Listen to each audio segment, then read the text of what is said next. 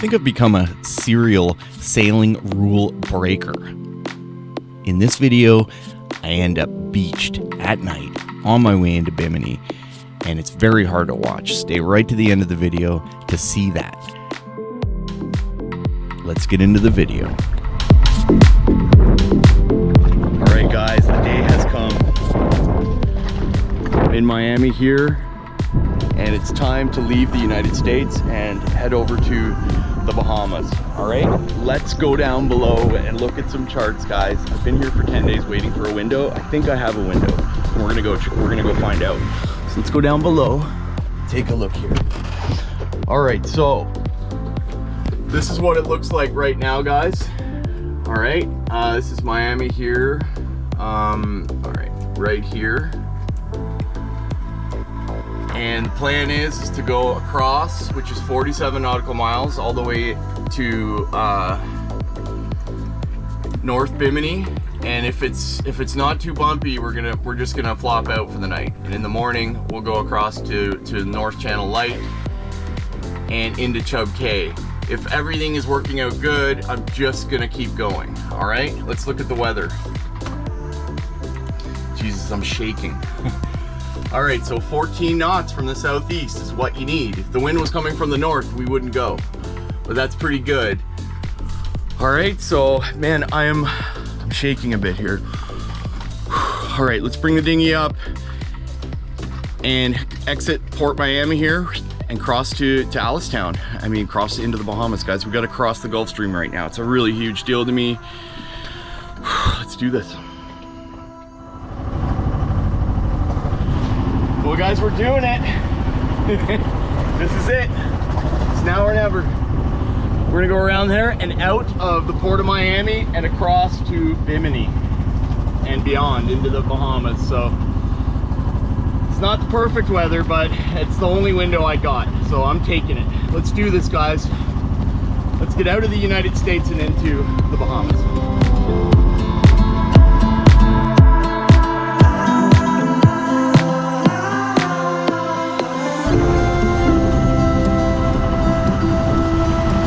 So it looks like the wind is actually going in the right direction.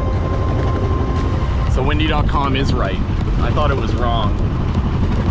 Anyway, that's the Port of Miami entrance right there. All we got to do is get out there and take a look and see what's up.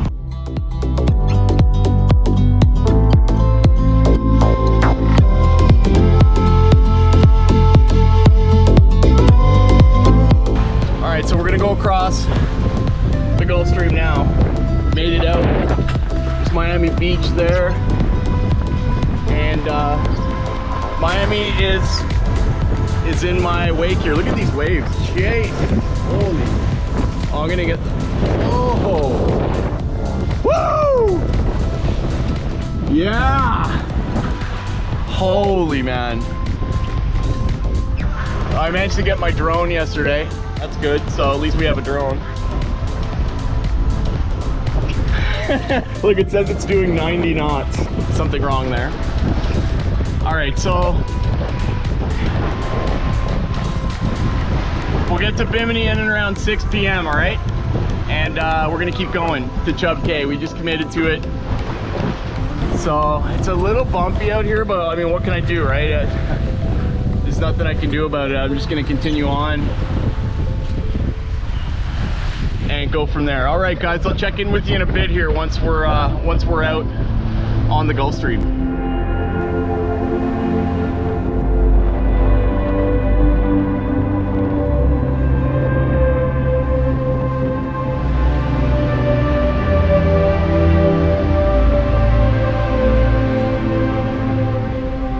All right, guys, we're exactly halfway across the Gulf Stream. So there's 23 nautical miles left to Bimini, and it's pretty crazy out here. Let me put it on autopilot.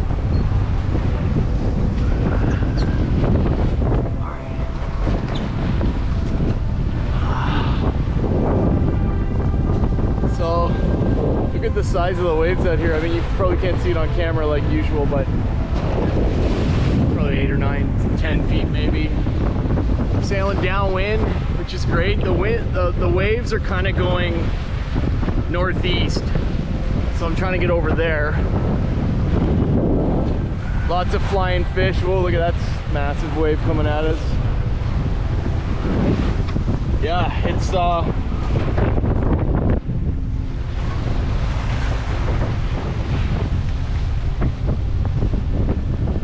we'll make it into Bimini by sunset, just after sunset, which is really good. All right, guys, I'm 15 nautical miles off Bimini. And we're about 2,000 feet of water, although it says 7 feet 8. The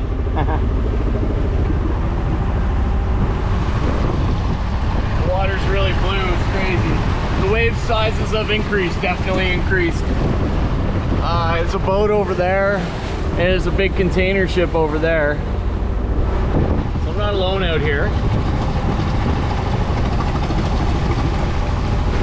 Should get in at sunset, and we'll be all right. So, a couple more hours, just under 3 more hours, and we're good.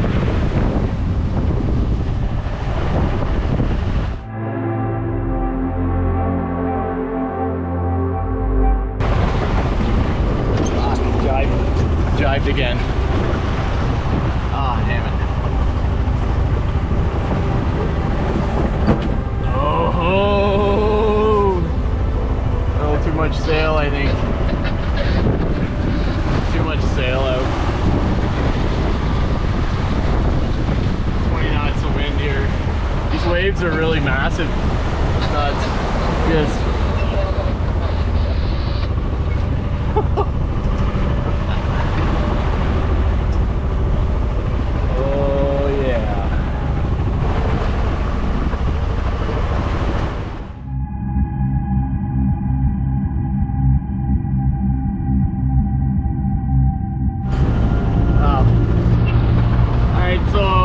Couple bottles of wine down there, and they're rolling around. And a minute ago there was red. Look, there's red coming out of the bilge. Anyway, land ho. Got 8 nautical miles to go. The fetch is really big here because it's pushing onto the bank, so this could be really tricky actually. And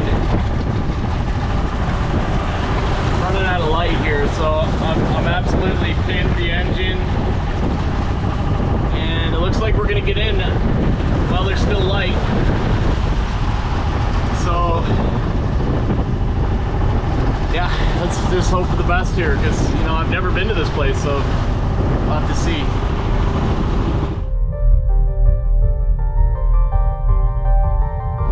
All right, so this is my dilemma right now. Really big swell out here, and we're in 2,000 feet of water. 5 nautical miles off the entrance to Bimini. It's right there. But what happens when the waves go from 2,000 feet to 20 feet, right? Is the swell going to be unmanageable at this entrance? Can't get anyone on the radio, and no one, like the lady answered and was like, call the dockmaster on channel 9. I'm gonna try again in a minute here.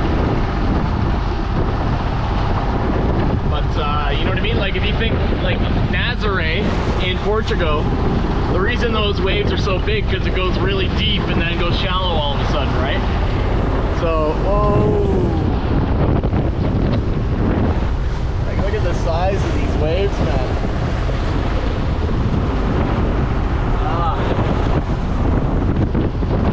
I don't want to get pooped, you know, that's when you go right over.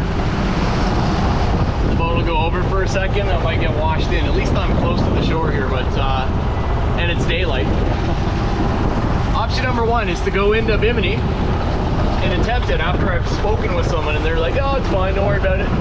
Or I'm just going to continue on around the lee side of the island and get out of this swell. Right, that might be another option too. I'm gonna take a look at it right now. I'm gonna go in a little closer and like, you know, where it suddenly gets shallow, and we'll see what's up, because you know I don't want to get washed onto the beach here in Bimini. That wouldn't be good. So stick around. This is gonna be interesting, guys.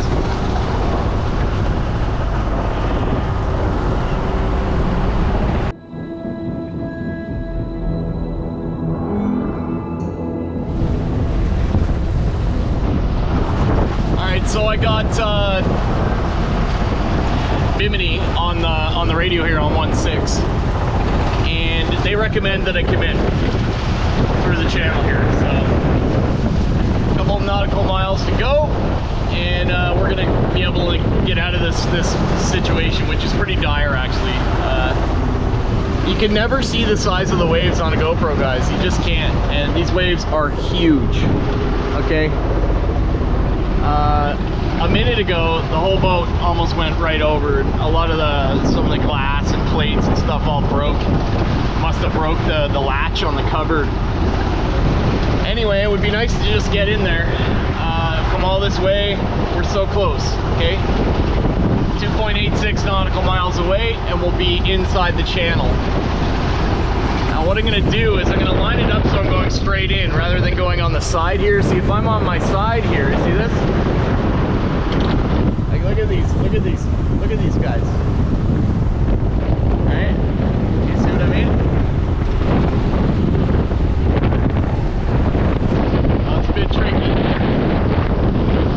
Oh, I don't want to get pooped. Pooped is when your boat goes right over, right? You know, or I don't know about pooped. I mean, like, go over on your side. So we should be all right. We're gonna make it in by light. Sun's going down. Still got a bit of time here, so all right, let's see what happens.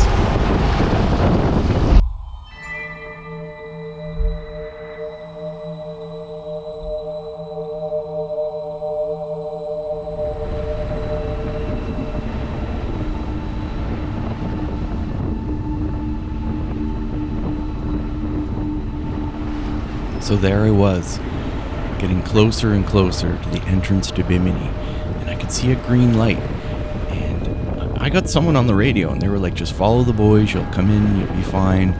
And on the charts it said 14 feet 6, right where I was headed. So I just followed the green light. Now the video here, GoPros don't record very well at night, so I had to use a filter here so you could see what happens.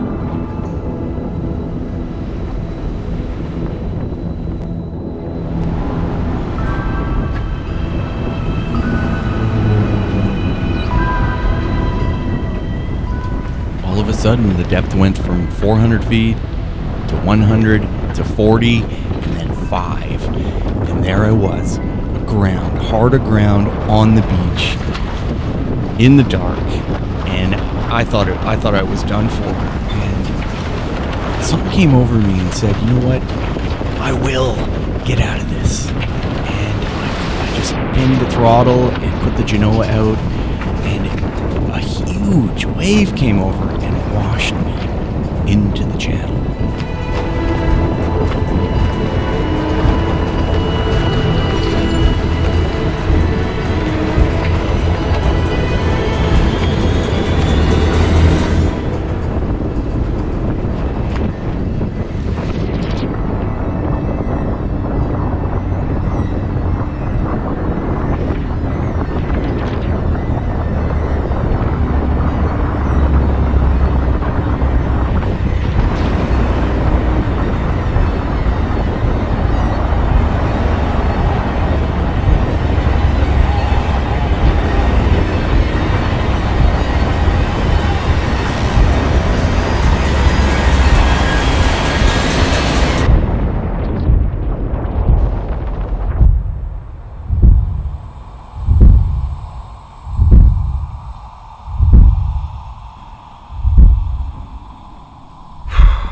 So that wasn't good.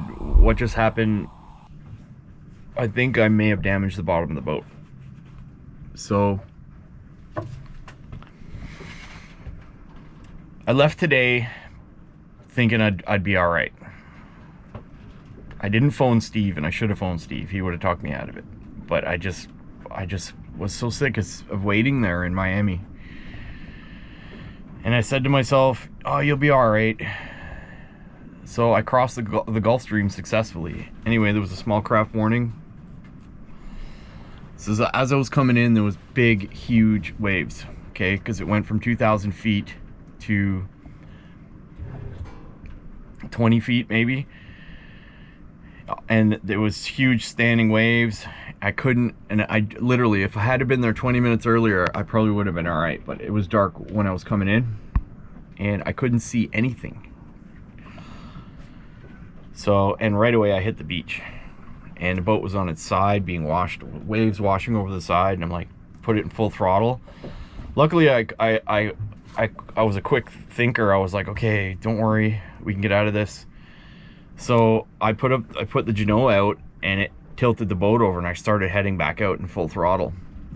And I sort of zigzagged my way into a worse spot where it was even more aground.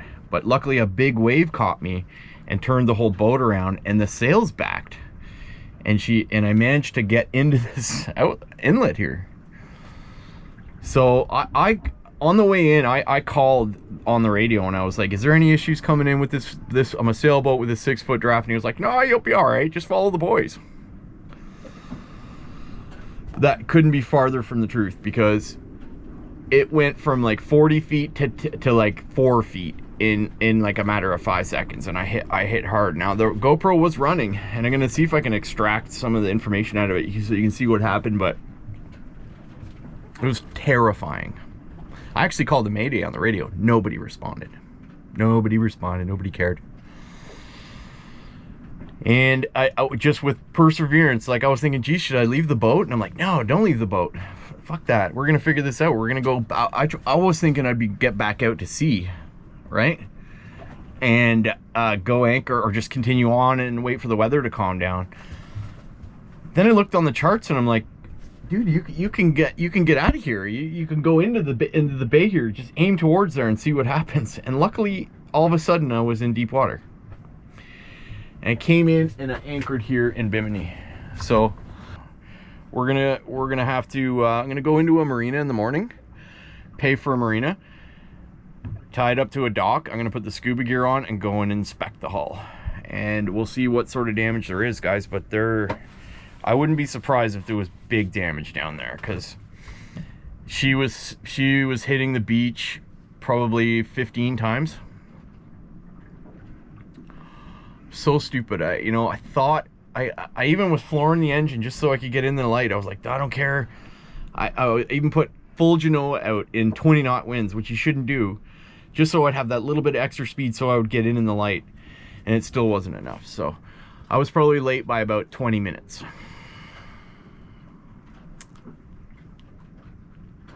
Anyway, this is sailing, guys. You're gonna come out here with your own boat and do this sort of thing. She's floating right now. The bilges aren't running. I'm not taking on water, but I'm sure that there's damage down there. So it's something that can be fixed. If there's a lot of damage, then we're gonna have to go back to Florida and put her on the hard and fix her. That's the way it is. So it depends on what we see tomorrow when we put the scuba mask on and go down there and take a look. So for now, I'm just tired. I'm gonna go to sleep and we're gonna figure this out in the morning. I'm anchored in the middle of the channel again. Anchored in the middle of a channel because I came into somewhere at night. I mean, I knew it would burn me one day, guys. Never go into it anywhere at night. And I was trying not to do it. I did everything in my power not to do it, but it was just 20 minutes too late and it burned me. Like I blindly just went towards the flashing green light. I was like, oh yeah. And it wasn't enough. So anyway, I'll check in with you guys in the morning. This is sailing for you guys. It's not easy. All right.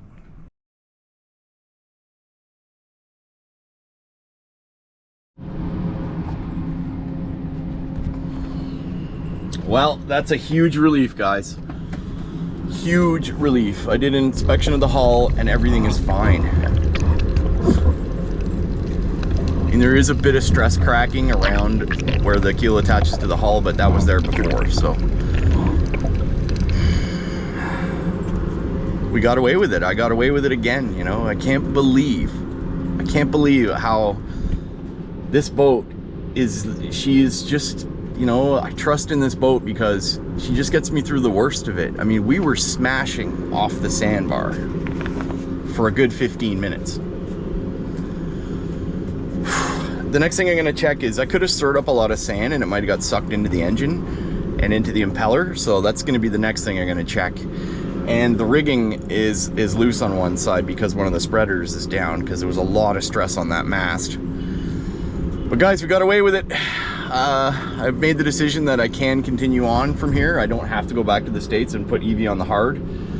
I was really worried I was gonna look down there and see fiberglass, broken fiberglass, cracking, that sort of thing. And then I would have had to call it and just go right back to the US and put Evie on the hard and fix her.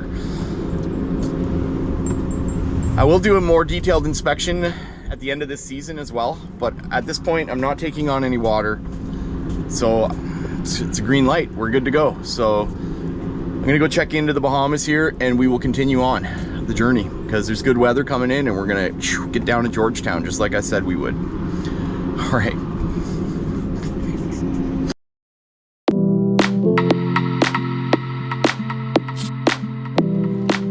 I hope we all learned something here, guys. I don't know of any other sailing channel that posts their mistakes.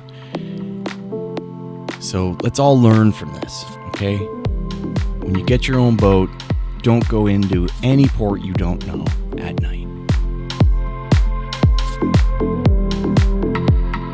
Join me in the next episode as we explore the island of Bimini and its beautiful beaches. Leave me a like, make a comment. Captain Michael, signing out.